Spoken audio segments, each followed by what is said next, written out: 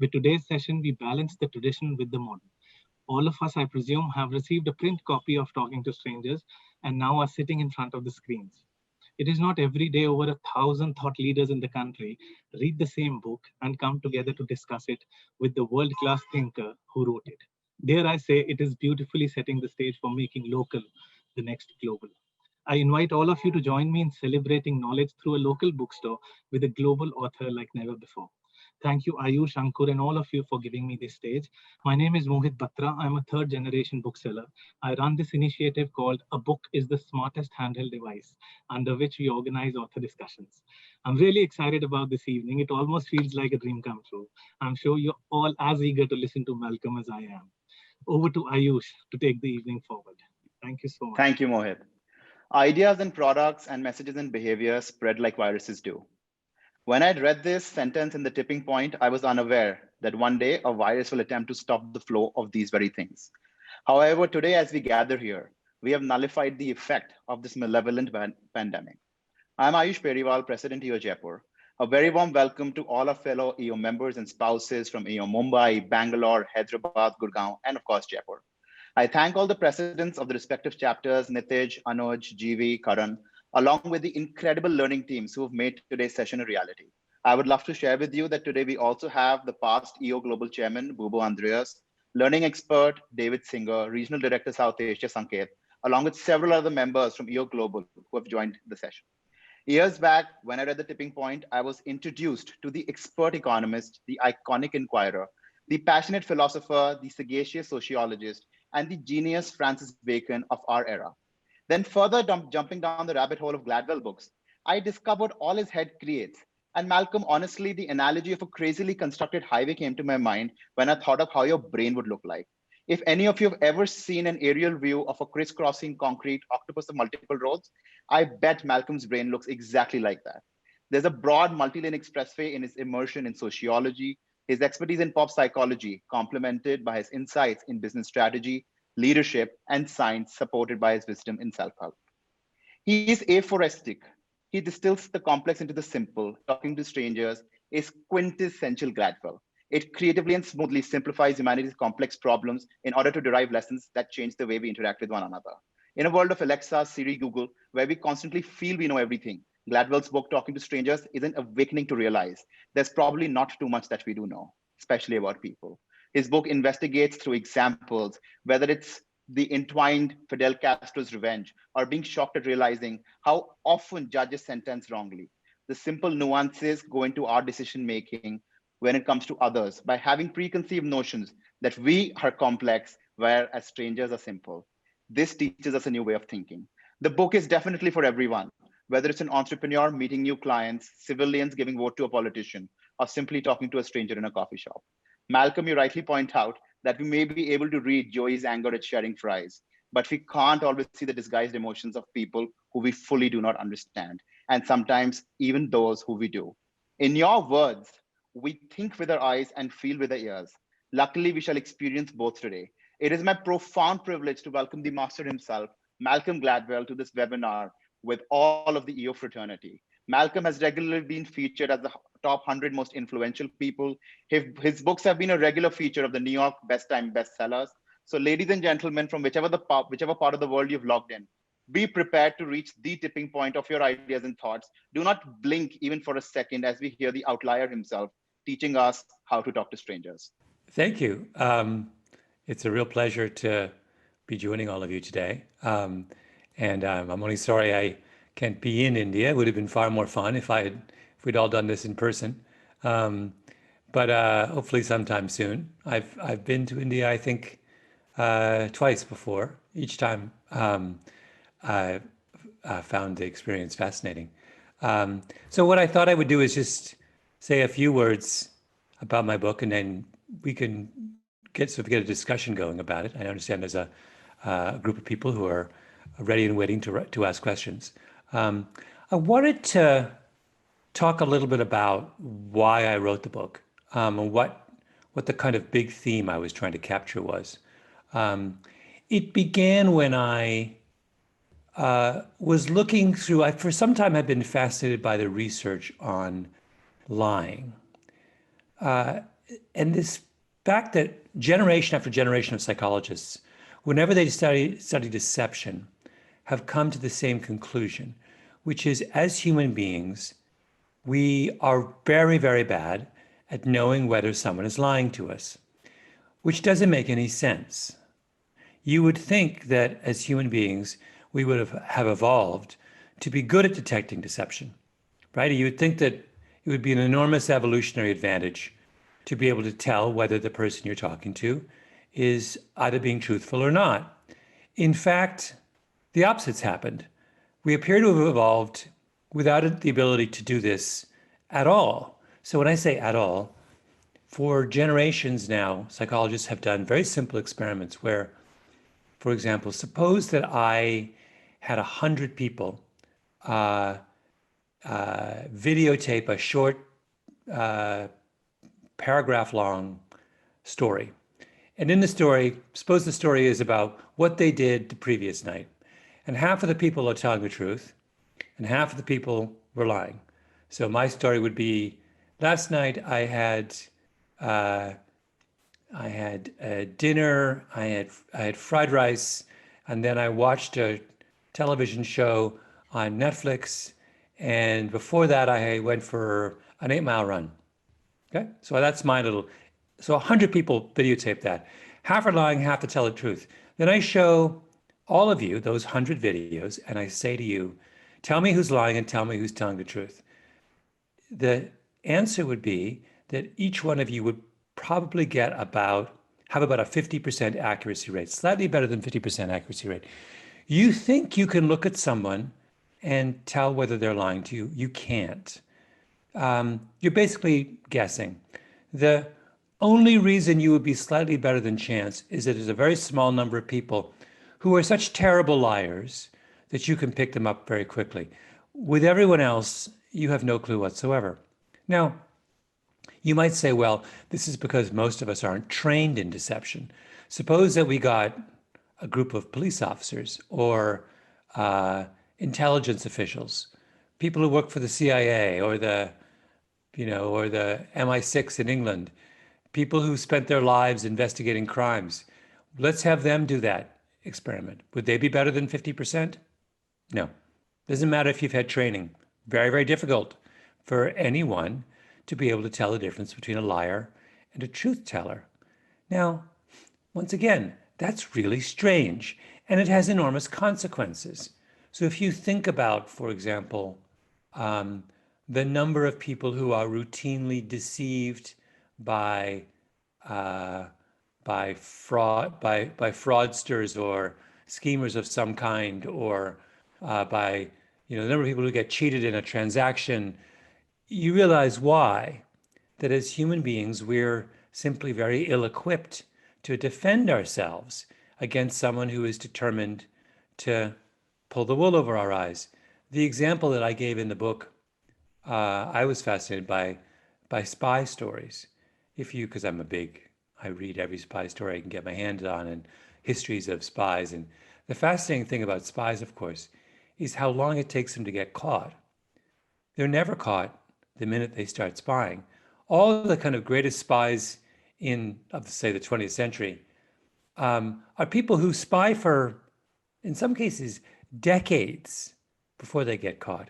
So even people who are engaging in high stakes acts of deception inside organizations that are built to try and detect deception, that take extraordinary precautions to detect deception, they can't spot the spy in the middle of their midst, right? So why is that? Why would we be so bad at knowing whether someone's telling the truth? Well, there appear to be a couple of answers.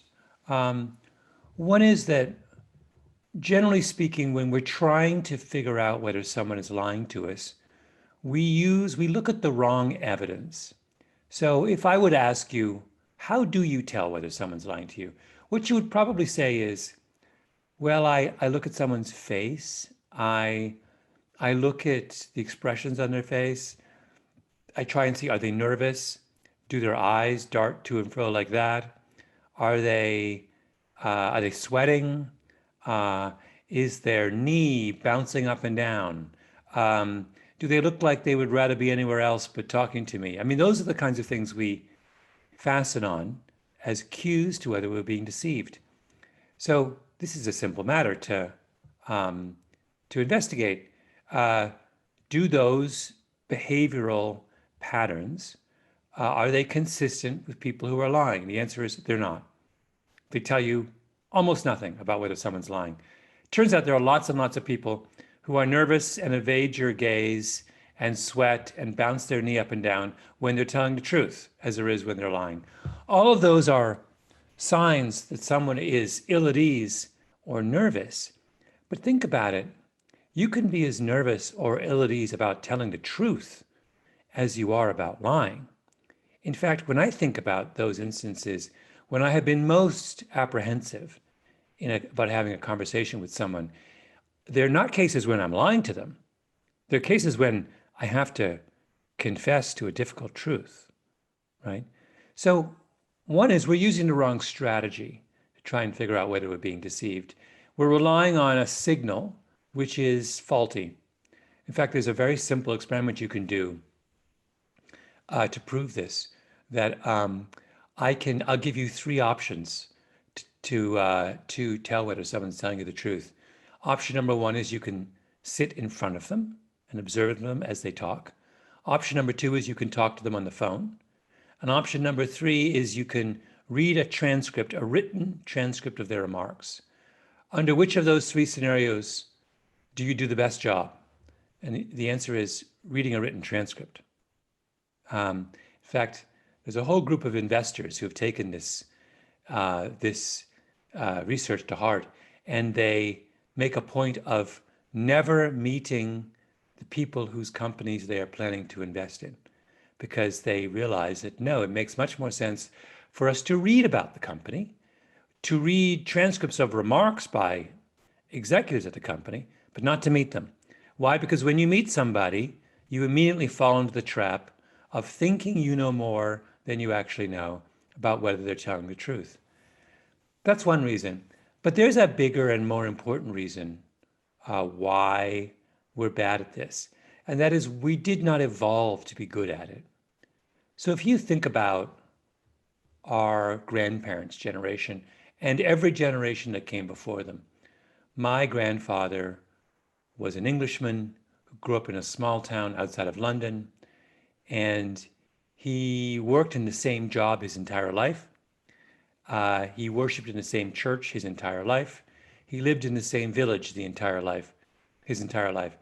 He almost never encountered someone who was outside of his immediate community, whose family he didn't know, who he didn't have history with, who he didn't share the same religion and language and culture with, who didn't even live on his street. I mean, he spent his entire life on the same street, and I suspect many of your grandparents had the same upbringing.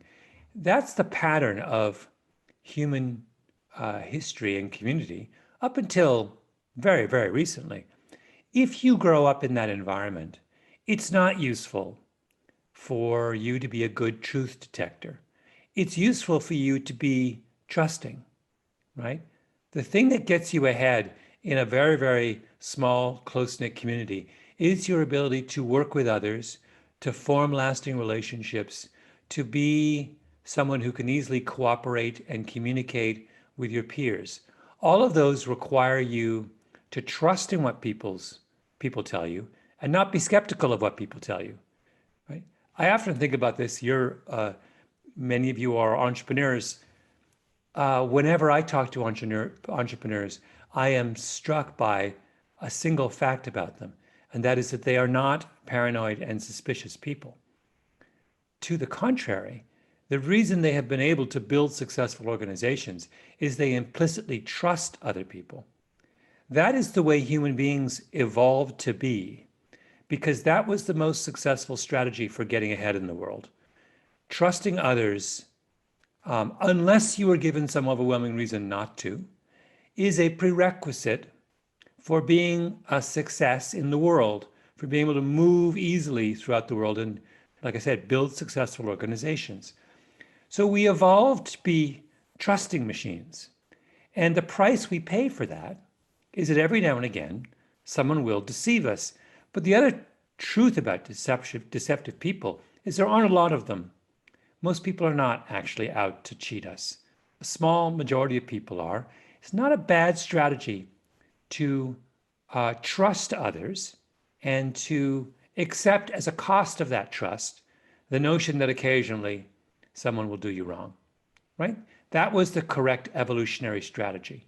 And what that means is that in the modern world, where we're surrounded by strangers whose backgrounds we don't know, whose cultures we don't share, we lack a basic skill for understanding deception. Now, is that a bad thing? It is a bad thing in many respects. It's why, as I said, we get cheated by spies. Or I had a whole chapter on the American financier Bernie Madoff, who ran up, you'll remember him from 10 years ago, who ran up a Ponzi scheme and cheated thousands of people out of tens of billions of dollars. We're not good at understanding whether someone is running a financial fraud. At the same time, think about it. He was one case. 99% of the people who manage money are not fraudulent. They are honest. And if you suspected everyone you invested your money with of being a potential fraud, you would be paralyzed, right? You couldn't live your life. If you suspected everyone who you interact in the course of a given day of being a suspected fraud, you couldn't leave your house. Your children couldn't leave your house, couldn't leave their house. Being alive and functioning in the world we live in requires that we trust others. So this peculiar fact of human beings, that we are bad at detecting lies, is, as they say in Silicon Valley, a feature and not a bug. It's just a fact about our lives that's generally good, but that occasionally has this downside. Now, what should we do about the fact that we carry around with us this flaw? Well, I just think it means that we need to be a little bit cautious and humble in how we make assessments of others. So really what this fact is telling us is that we're not good, at least in the short term, at reading other people. We may think we are, but we're not. So what should we do about that? Well, think about a situation like hiring, something that all of you do. In fact, as someone who just started a small business myself, I quickly realized that who you hire and how good your hires are is, of course, the single most important thing in the success of an entrepreneurial organization in its early days. Well, if we're not good at reading people and knowing something as fundamental as whether someone is lying to us, how on earth do we hire people? Well, the answer is I think we need to change the way we hire people in order to factor in the fact that we are so poor at this basic skill. So, for example, it should be far more commonplace than it is to hire people on long probationary periods. Don't make the decision about whether you think someone's a good fit in the first week of interviewing them and meeting them. Wait 6 months.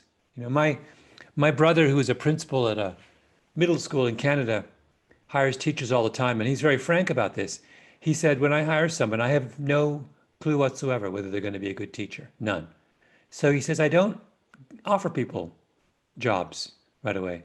I tell them, come and teach for a year on a probational basis. I'll pay you properly. At the end of the year, we'll decide whether you're a good fit.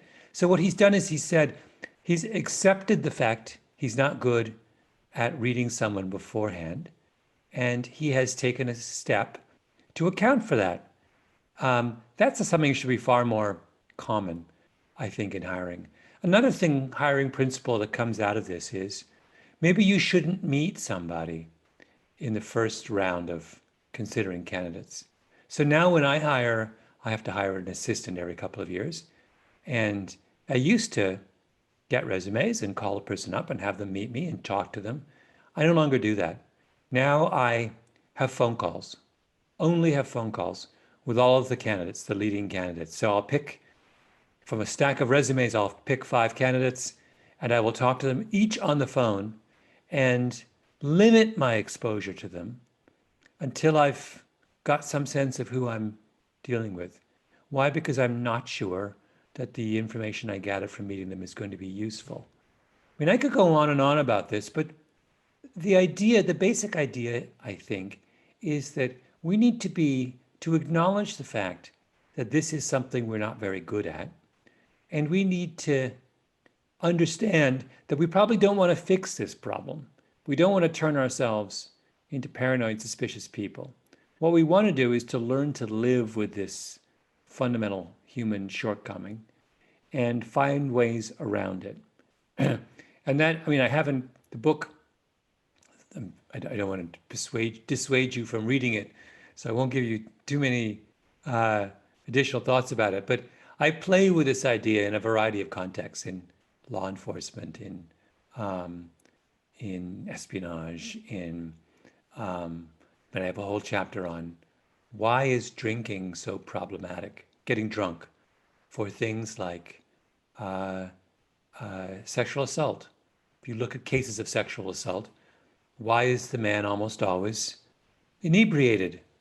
And the answer is that being drunk erodes even further our ability to make these judgments about others. Makes it really, really, really hard for us to make thoughtful decisions about, which is an obvious point, but one I think that's generally overlooked sometimes. Anyway, I could go on. I'll stop now and answer some of your questions. But that was the kind of idea for the book, trying to wrestle with this fundamental shortcoming in the way human beings deal with other human beings. So I hope that's a helpful introduction, and I would be happy to answer questions now. Thank you, Malcolm. I'm Shweta. Hi from EO Bangalore. So we have 5 chapters hosting this event, and we've each curated 2 questions as presets for you, and then we go into audience questions after that. So first question is from EO Bangalore. It's from Geeta, and she's a big fan of yours. So her question is, the coupling phenomenon that you mentioned in Talking to Strangers, could that be used to understand how parents and grandparents find children's actions, or in another context, older managers and bosses find the behavior of millennial employees hard to understand? Just the inability to make sense of this person whose behavior or context is so far removed from yourself. Would this be a fair understanding, and can you clarify this for us? Yeah, so it's a great question. I talk in the book about this idea called coupling, which is that one of the reasons we find it difficult to understand other people is that behavior is very often tightly coupled to a context or an environment.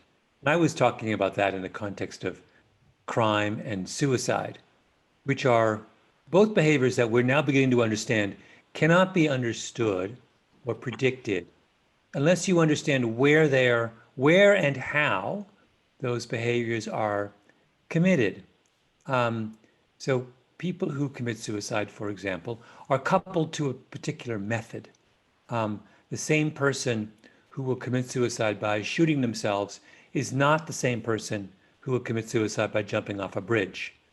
That act can only be committed when in conjunction with a particular context. It's a fascinating idea with all kinds of considerations. So the question is this part of what of the difficulties that one generation has in making sense of another generation? And I think I hadn't thought about that, but I actually think that's actually a really, really interesting observation. Because of course, when I think about as a employer, when I deal with someone who is 25 or a parent dealing with a child who's much younger, when I deal with that employee who is half my age, I'm observing them in a very particular context, the workplace. What I don't see is the life they have outside of our relationship in the workplace. A set of friends, a set of activities, a set of things they do, music they listen to, food they eat, other people in their life, experiences that I am unaware of. And their personality is formed by all of these things that I have no clue about. In other words, the person I'm seeing is coupled to a set of facts and experiences that are outside of my understanding. So, of course, I have difficulty making sense of them because I don't see all the things that make them who they are, right? So, unless we start a practice of going home with our younger employees and interviewing their friends and family and going with them out to restaurants and listening to all the music they listen to, we're always going to have difficulty making sense of them. It's a very odd relationship to be an employer or a teacher or someone where you're required to make sense and work with someone whose context might be entirely foreign to you. Right. Thank you. Hi, Malcolm. This is Nimish from EO Gurgaon. Our next question is from one of our members, and you say that we usually implicitly believe other people when we meet them. I'm just turning this question around and want you to answer that. How do we as business leaders, as entrepreneurs, be more convincing to our customers, our stakeholders, our team members, and be more trusting in a way? Yeah. So this is the term of art that I use in the book is an idea from this guy named Levine, who's a brilliant psychologist, and he uses the term default to truth. And he says, as human beings, we evolved to default to truth, to assume anyone we're dealing with is telling the truth first, and only be suspicious if an enormous amount of evidence arises over time of deception. And his argument is that capacity to default to truth is part of what makes it possible for human beings to cooperate. So it's a good question. How do we, understanding that trust is such a powerful component of organizational success, how do we convince others that we are trusting in them? How do we dispel any possible suspicion on the part of customers or employees? I think, there's many ways to answer this.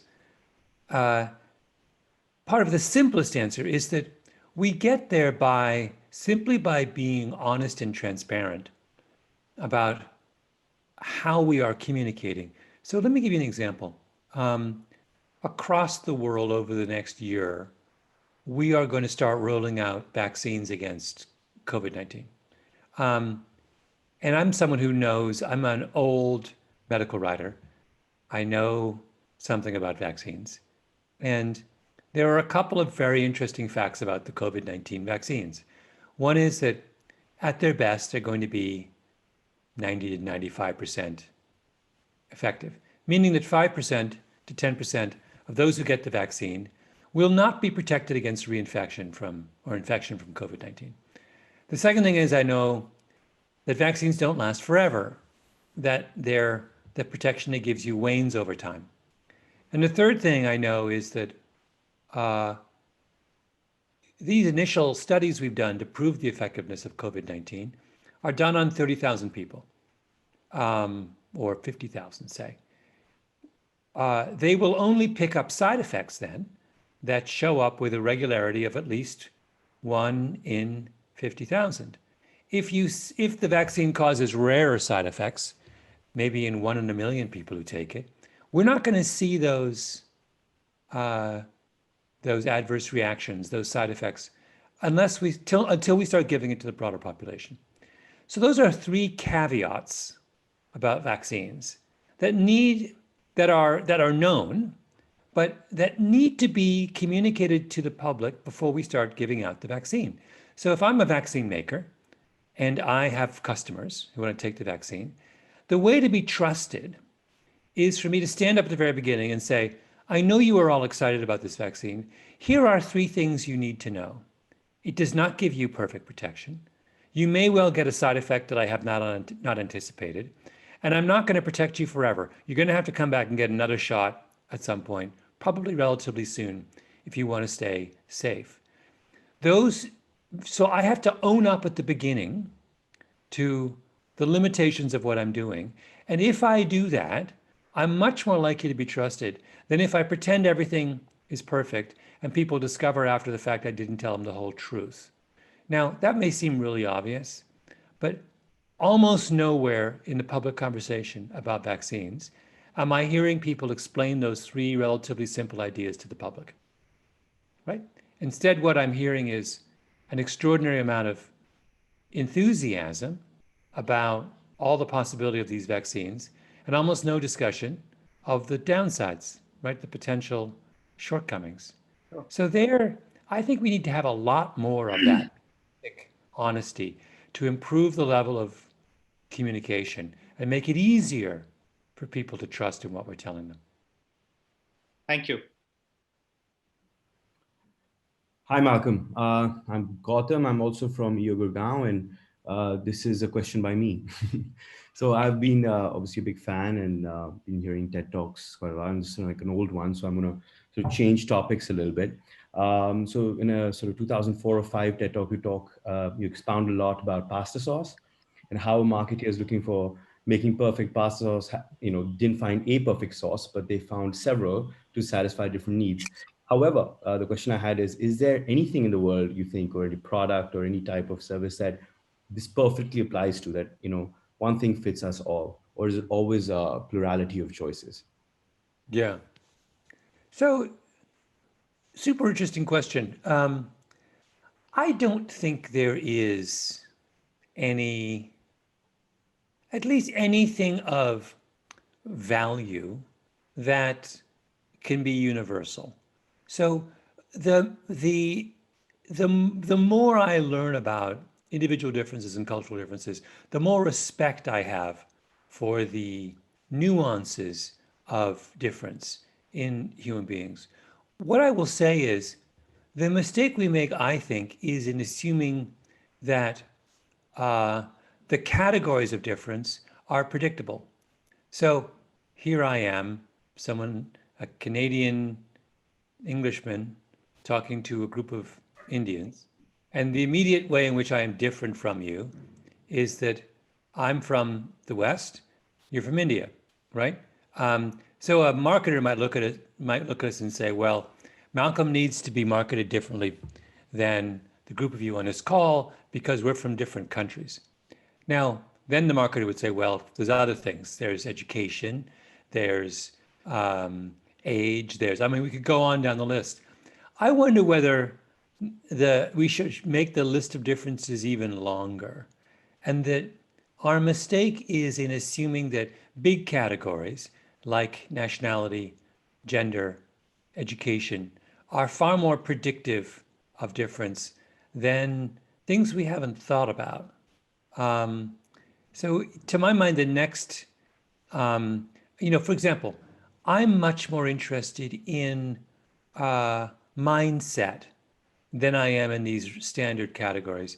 More and more, I'm of the belief that, I have a podcast called Revisionist History, and we've tried to do audience surveys, and there is no profile of a standard profile of a revisionist history listener. It's not a certain age, it's not a certain nationality, it's not a certain education level. I think what it is a mindset. There's a certain kind of person who shares my mixture of curiosity and mischief and sense of humor. And there's a certain kind of person who doesn't. And I can't predict who that person is. I have no idea who they are. They come in all shapes and sizes. They can be 8-year-olds. They can be 90-year-olds.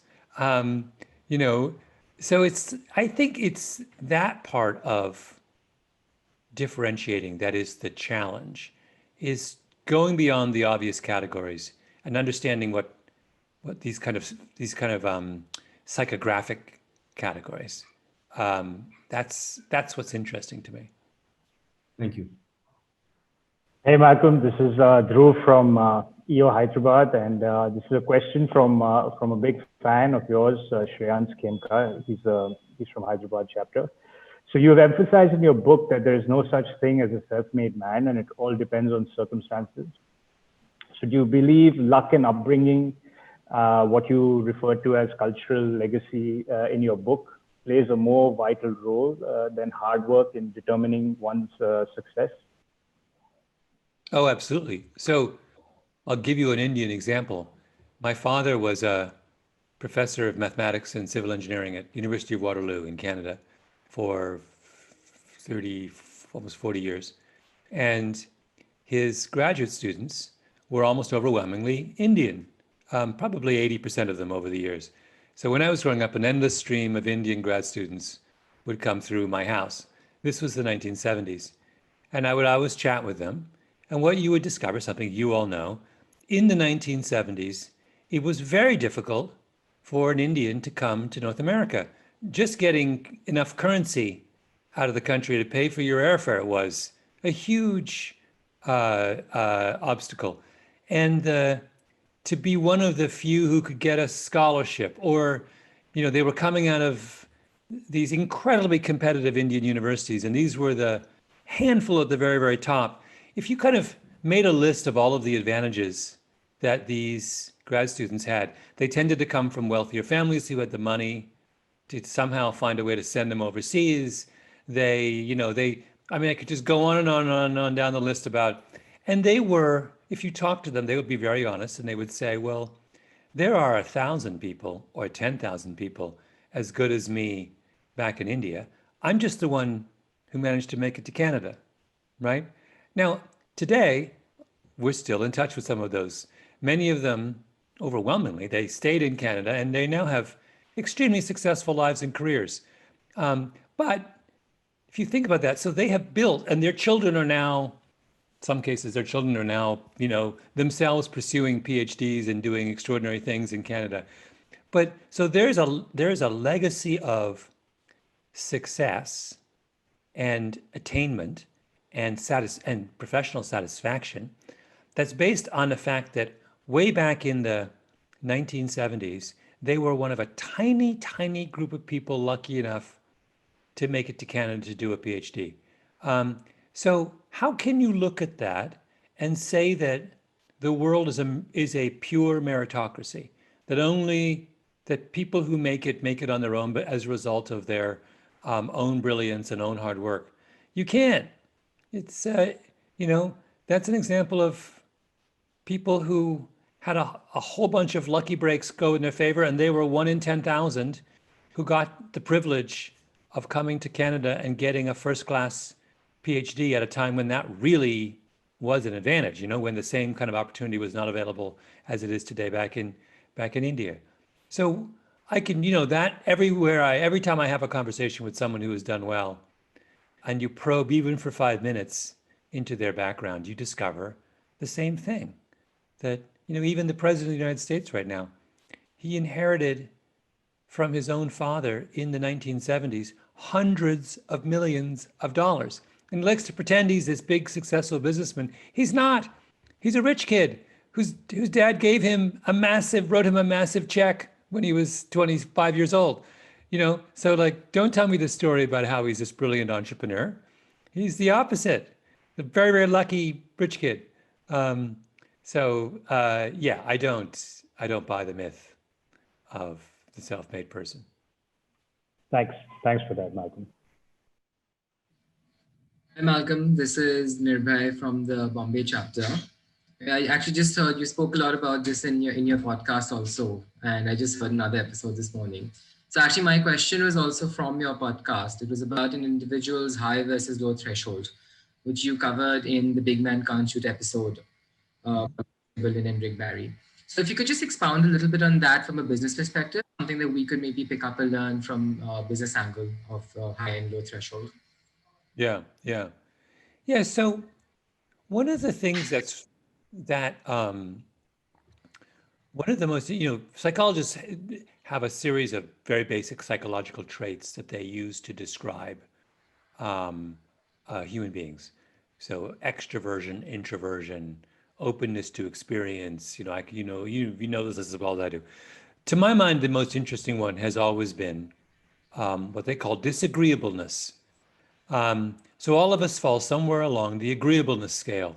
An agreeable person is someone who is very powerfully motivated to win the approval of others. So it really, really matters what the world thinks of you if you are agreeable. The disagreeable person is someone who doesn't care what the world thinks of them.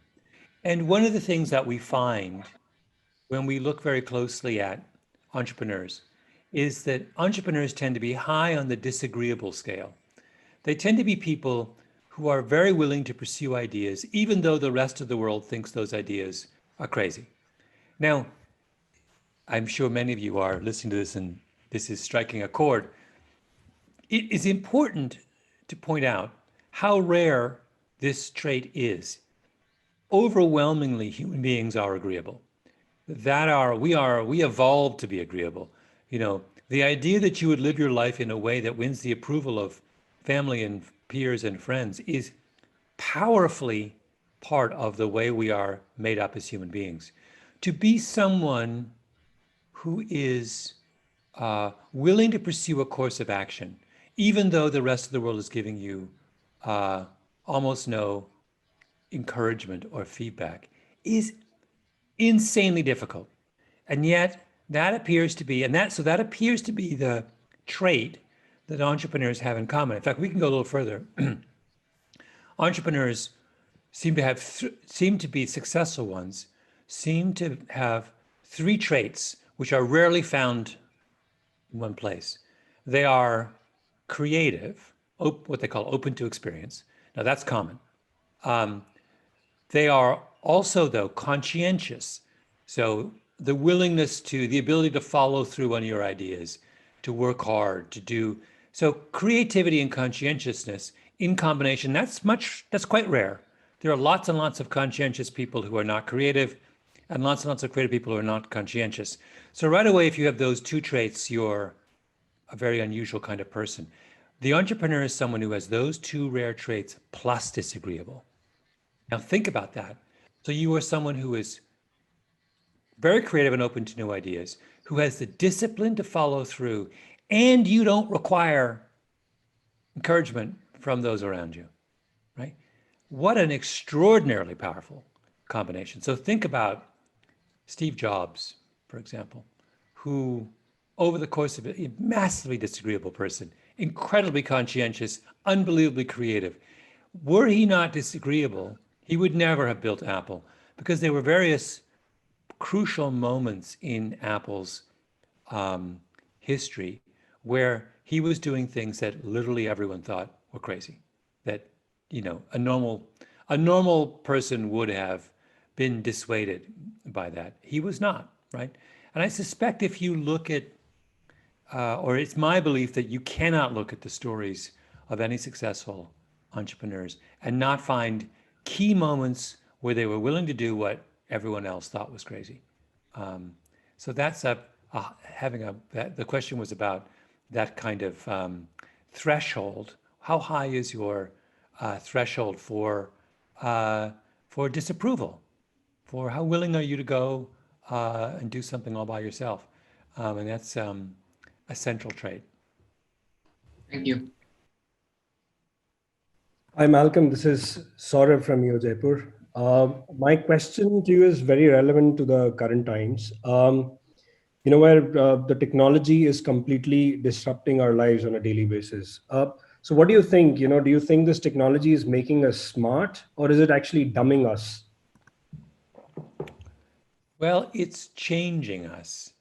So I'll give you a simple, silly example. Now that we have GPS on our phones, people don't know their way around. I was driving the 18-year-old son of. I was on vacation with a very close friend, and I was driving the 18-year-old son of a friend of mine we were in Italy, and I was driving him to the grocery store. We were going to go and buy some, and before I left, glanced at a map, and then kind of imagined the geography of the area we were in and knew where I needed to go. I knew that the grocery store was northeast of where we were. The road pattern was pretty clear. I just needed to go down one road a couple miles and then make my way over to the east. And so I got in the car and I drove to the grocery store with this kid. And he was stunned that I could do this. He was like, how did you get there? You'd never been there before, right? His generation has lost that kind of map making, intellectual cognitive map making ability, which all of us had who were of my generation, right? We grew up without GPS. I know people who now, kids who live in New York City, who cannot walk 10 blocks without GPS, right? They've come. So in that sense, now, does that matter? Probably not. But it's an example of a skill that has atrophied in the face of technological advancement. Now, other skills have been added. So are we on net, are we ahead of where we are? Are the skills that we've added more important than the skills that we've lost? I don't know. I think we're only going to find out over the next several generations. So there is a line of research that says that those kinds of cognitive map making are really, really important for renewing neural pathways in your brain, and that we may have long-term neurological consequences if we take that away. I don't know whether that's true or not, but that's something that neurologists are looking at. That might be such a crucially important skill for cognitive health that will pay consequences if we don't replace it with another equivalent thing. On the other hand, we know from psychologists that every generation over the last 100 years has had a higher IQ than the previous generation. And that's because whatever it is that we're adding is much more important than what we're losing. So there's a variety of different evidence out there for what the effects of this is. I suspect on balance it's positive, but I think there are probably some really interesting trade-offs that we're making in the skills that we're losing on the way to acquiring new ones. Thanks, Malcolm. Over to Siddharth from Bangalore. Hi, Malcolm. This is Siddharth from Bangalore. I'm going to pick a question from one of our chapter members, Nandita Lakshmanan. What should we do as a civil society, governments, corporate leaders, not to breach the default to truth behavior of people in general? Example, fake news via WhatsApp. Government missionaries today seem to be taking advantage of a virtue that is now seeming a weakness. Yeah, so it is true that at the moment, this fundamental desire of human beings to default to truth is being exploited. When we talk about this phenomenon of fake news around the world, that's what it's doing. The reason you can tell someone, like right now in the United States, we have a bunch of people telling everyone that the election was rigged and that Donald Trump actually won. That is a falsehood. Many people believe it. They believe it because of this thing I've been talking about, this default to truth. They are defaulting to truth from something that's being told to them by someone they trust. And it may take a while to disabuse them of that notion. I don't have a good answer. I mean, it is clear that this skill, this tendency that has served us so well for millions of years, and that if used properly, is a powerful agent of human organization, has a very powerful weakness. And at the moment, that weakness is causing us lots of trouble. I think that what we're going to have to do is counter it and I suspect we're going to get better at countering it, that we're going to find a way to adequately police sources of information. So you'll even see, Twitter, for example, now puts a little sign below a tweet when the tweet appears to be misleading or malicious, or that says this tweet has not been verified by, that kind of thing, I suspect, may become more commonplace. It may be that we just simply, as these kinds of technologies, communications technologies mature, they will become more respected and truthful. I don't know. That's my hope. But you're absolutely right to point to this as an issue. We're in the middle of a little bit of a default to truth crisis around the world. Thank you. Hi, Malcolm. So that's probably an echo in here. So big fan as usual. So in all the books and periodicals you've written so far, which one which one is your favorite and why? Well, that's like asking someone who their favorite child is. I like them all for different reasons. I tend to, it's funny, I was interviewing a very popular American singer yesterday for one of my podcasts, a guy named Jeff Tweedy, who has been extraordinarily prolific over the course of his career. And I said, well, I asked him, what is his favorite song? And he said, my favorite song is the one I'm working on now, which I loved, and which is I think is probably the right answer. That, I think as people, and this is as true for all of you than it is for me, if you're interested in creating something new in the world, there are real dangers to spending too much time in the past, too much time thinking about celebrating what you've done before. Your focus should be on tomorrow.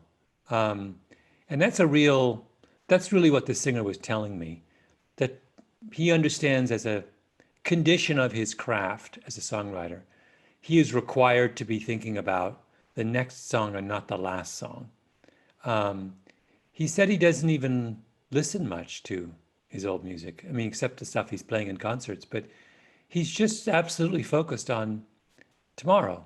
And I think that's the right thing. So after I'm finished this call, I'm writing this little episode of my podcast, and that's the best thing I've ever done. I'm going to borrow the insight from the singer. I'm doing a little.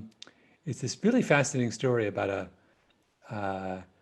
actually an Indian, a guy from UP who comes to America 20 years ago as a young man, and he's an immunologist, and he comes to Emory University in Atlanta, and he decides that he wants to try and create a vaccine for HIV, for AIDS.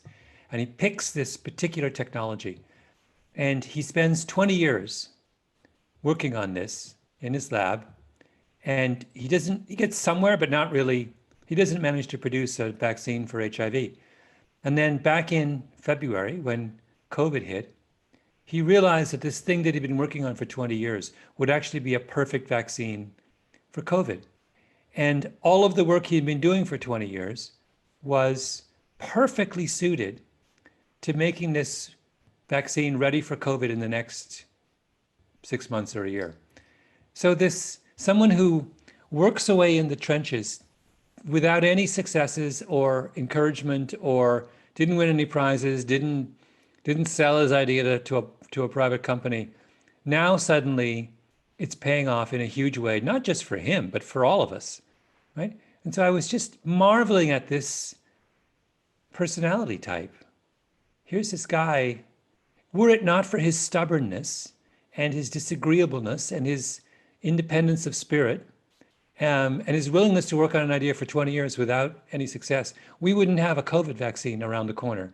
And by the way, his COVID vaccine, it's different from the ones that are coming out right away. It's actually better. We're going to need his idea if we're going to defeat COVID. And I just marveled at that. I just thought, and I'm going to sit down and write. I interviewed him yesterday and write it up after this is over. But it was this, and also, it also made me very thankful to India. India gave us this guy, right? I mean, if he hadn't come to America, I don't know whether he would have done this idea. And if we would be at a real loss. So once again, America is in your debt. We're about to have not just him. So we're about to also have a vice president who is, as you know, another gift from India. So it's like we're very grateful to you right now over here in the United States. Hi, Malcolm. I'm Mohit from Rajat Book Corner, and it's very relatable to see you right now. So I have a two-part question. One, what does it take to become a thinker like Malcolm Gladwell? And two, a lot of people listening to you right now would want to know, how does somebody create something like this? And Yeah. dare I say, it's easy to believe you since we've already read your transcript in this. Oh, I see. How do I? Well, I'm a reporter by profession. So I was trained, first of all. I spent 10 years at one of America's greatest newspapers, Washington Post, being trained by a series of very, very seasoned, brilliant journalists in how to be a journalist, how to interview, how to make sense of things, how to find information, how to talk to people. That was crucial. I couldn't have done none of what I've done without that experience. And it was funny, that was my 10,000 hours. Those of you who've read my book Outliers, it was a very, very fortunate apprenticeship that took my entire 20s. And so that's a key part of it. Another key part of it is that I think that thing I was just talking about always thinking about the next thing, as opposed to dwelling on the last thing, is something I've always had. And I think it's been really, really crucial in keeping productive and fresh. And a third thing, which is I've been thinking more and more about, that's something I realize I have, and that I think I share with a lot of other people who have been creative in these kinds of fields, is that I don't think good ideas are rare. I think good ideas are everywhere. And I've seen this idea, this notion, this belief in lots and lots and lots of other entrepreneurs and business people. When I talk to entrepreneurs who have had a business that's failed, and you ask them what was the effect of the failure, all the best ones kind of shrug and say, well, I learned a lot, and then I moved on to this. And their fundamental position is, so what if I fail? There's a million other good ideas I could try, right? And that distinguishes them from people who fail and are devastated by it. And the reason they're devastated is that they don't think they have another good idea. And that's a crucial difference between, I think, people who manage to succeed and those who don't. The correct answer is, there's a million good ideas. And then once you understand that, failure means nothing. Failure is just a delay.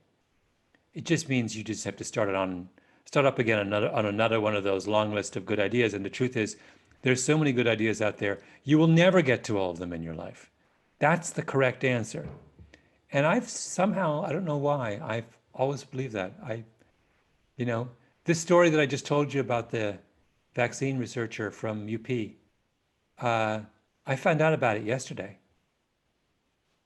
Now I'm excited about it. I'm going to write it today. There's a million other stories like that out there that I don't know about yet, but I just have faith that they are out there. And that's how I think I've managed to do my career. Malcolm, it's been amazing to have you. So you mentioned in Blink the power of our intuitive mind. And as entrepreneurs, we are often conflicted while making business deals with potential partners, mergers and acquisitions, etc. So how important do you feel is data-driven decision-making compared to intuitive, quick decisions while talking to these strangers? Yeah. I think data has to be front and center.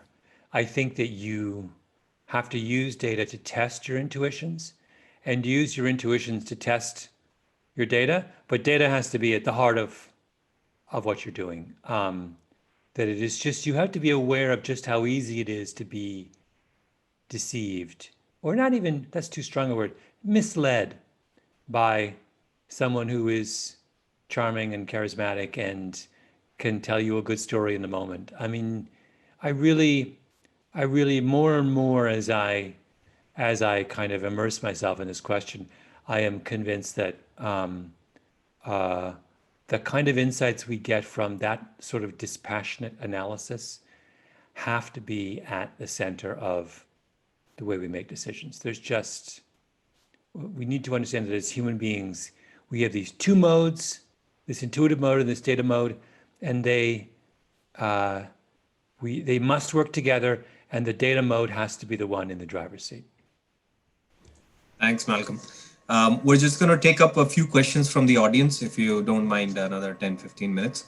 And Nimish and Saurabh will lead on that. But before they start, I just have something I have to get off my chest. So I read in one of your I heard it in one of your last interviews that you kind of, you believe in faith. You're a believer.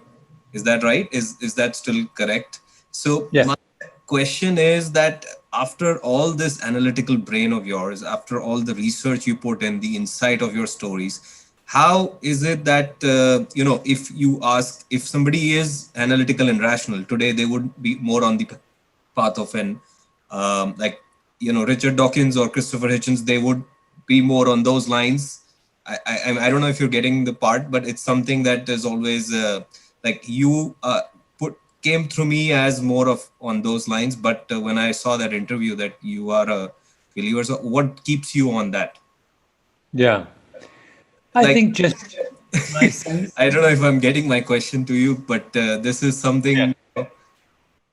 Yes, just my fundamental awe at the world and the extraordinary creation that is humankind. I'm every day impressed by the beauty and the majesty and the mystery of human beings and what we built, and that makes me think there must be some kind of higher power behind it. It's as simple as that, really. I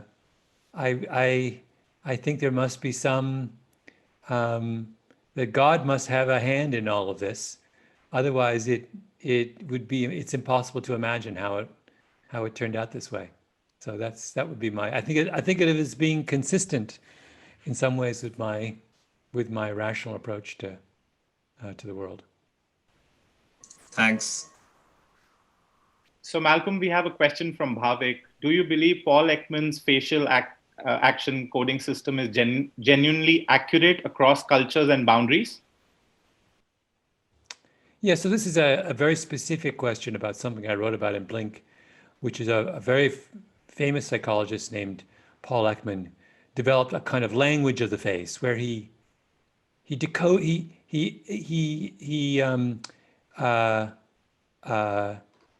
observed and cataloged every facial expression that human beings made and gave each of those expressions a name.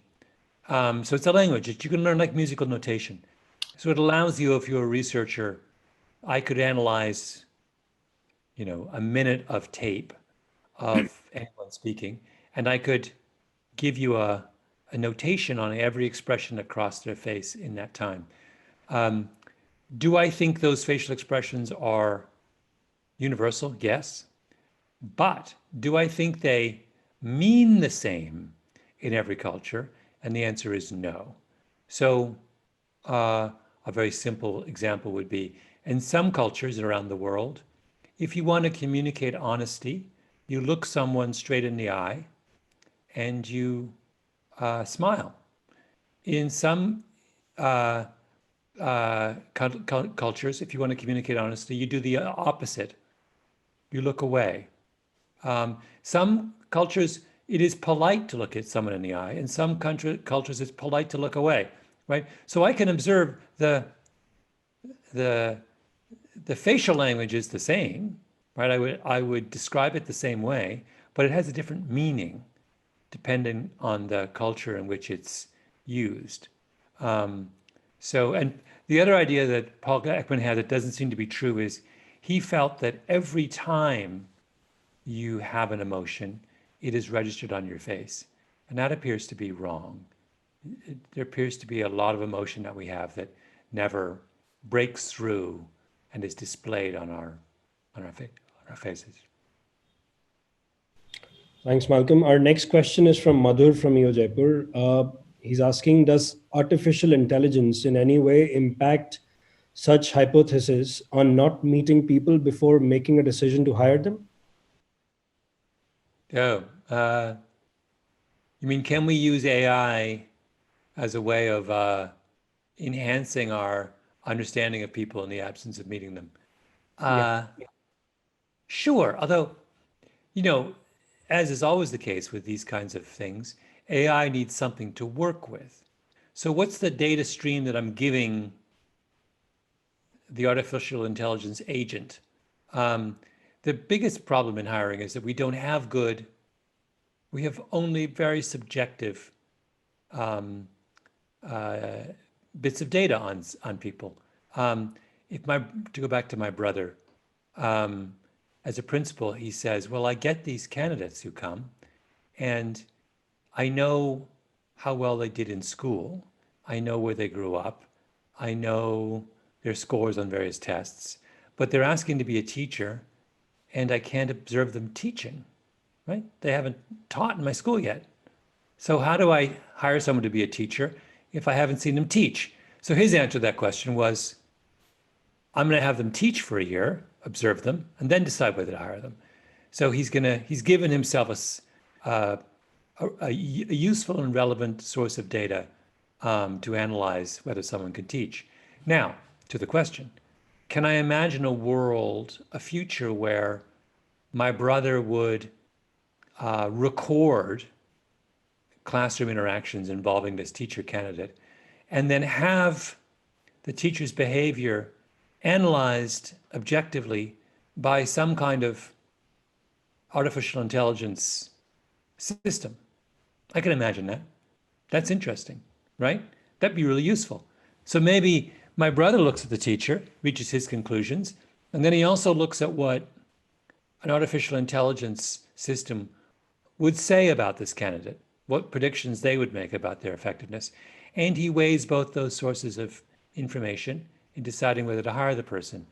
But you can't do the AI thing until you've, of course, constructed a situation where you can gather good data. And fundamental problem in a lot of hiring is we just not everyone has the luxury of doing what my brother does and let someone teach for a year while he evaluates them. I have time for one more question. So, you have said that BLM movement has reached a tipping point in the US. Where do we go from here, given that there are glaring systemic issues and we are divided as a country on many issues, specifically on policing? This is a question by Sandeep. Yeah, I mean, I do think this summer in the United States, there was, at long last, sustained attention being given to the question of how to reform American policing. I was a little bit, in order for that to make a difference, though, there needs to be real follow through. People have to do the hard work of translating that passion, that anger into systemic changes. And, that takes time. I think people have to understand that police departments around the world these are cultures. And police practice are things that have been put in place over generations and reinforced by organizations. And so turning that around is not something that can happen overnight. And I was a little bit concerned that some of the reformers seemed to think this was something that could be fixed quickly. And in my understanding, particularly of government organizations, and I'm sure as Indians you appreciate this, nothing gets fixed quickly. Well, thank you so much. This has been a real pleasure. Malcolm, I'll just wrap it up for everyone over here. I mean, I've personally been a big fan of yours ever since I had the privilege of listening to you in college. I followed your work and read or heard everything from your seminal The Tipping Point to your podcast, Revisionist History, to the equally exciting now talking to strangers. Getting an opportunity to hear you and ask you questions once again has truly been an honor. Today, the twist you put on the necessity of, and at the same time risk of, trusting others is particularly thought-provoking. I know it sent me down a rabbit hole for the next few days. And after today, I'm certainly going to stop thinking that being disagreeable is a bad thing. Before we sign off, a big thank you to Mohit from Rajat Book Corner and to Penguin for putting this invigorating evening together for us. Malcolm from the EO chapters of Bangalore, Gurgaon, Hyderabad, Jaipur, and Mumbai, a very big thank you. This is a once-in-a-lifetime event and we will cherish it forever. Thank you. And thank you everyone who attended the event. Good. Bye-bye. Thank you all. Thank you for watching this video. If you also love conversations at a bookstore, please do subscribe and like this channel. And if you wish to host your favorite author over a chat, do mention the same in the comment box and witness magic happen. Please also visit our website www.rajatbookcorner. This is Mohit Batras signing off.